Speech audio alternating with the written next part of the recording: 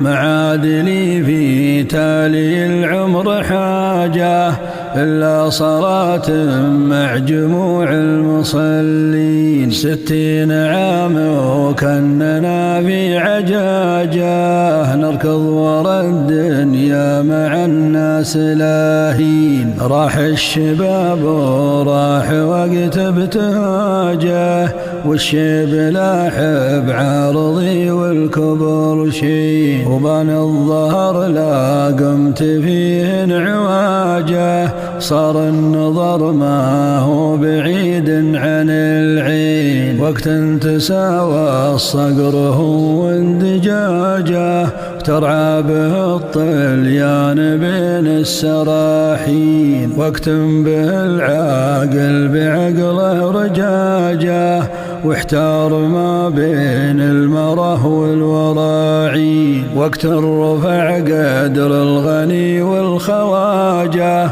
وحط الضعيف والفقير المسكين وصحك يلي تستمع لي بحاجه ترى النصيحة ما عليها تثامين. لا تنشد العريس ليلة زواجه بعد سنة قل أنت وينك وهي وين وهرجن على غير النشامة سماجه والطيب ما ينفع بناس الرديين والدين هو نور الحياة سراجه والقبر هو صندوق الأعمال بعدين من طاع ربه كل خير يواجه يسعد به الدنيا ويوم الموازين واشرب زلال الماء وجنبه ماجه واحرص على خوتها للعلم والدين واحفظ كتاب الله وبالليل ناجه ود الفروض الخمس والأجر 50 والوالد أرضه لا تكدر مزاجه والوالدة حقها على الراس والعين واقرأ صحيح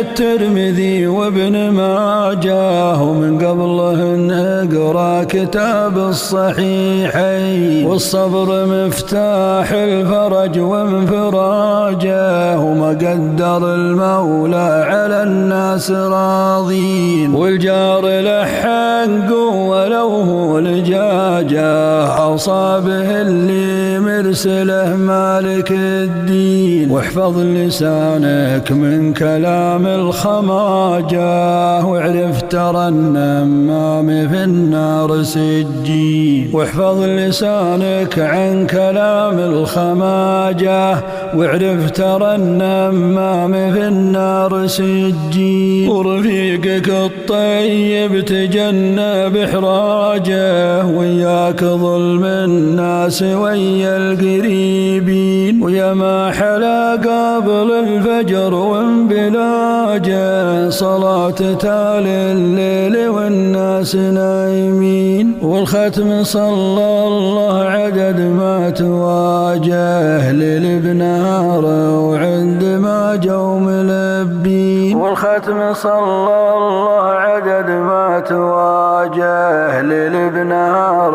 وعند ما جو ملبين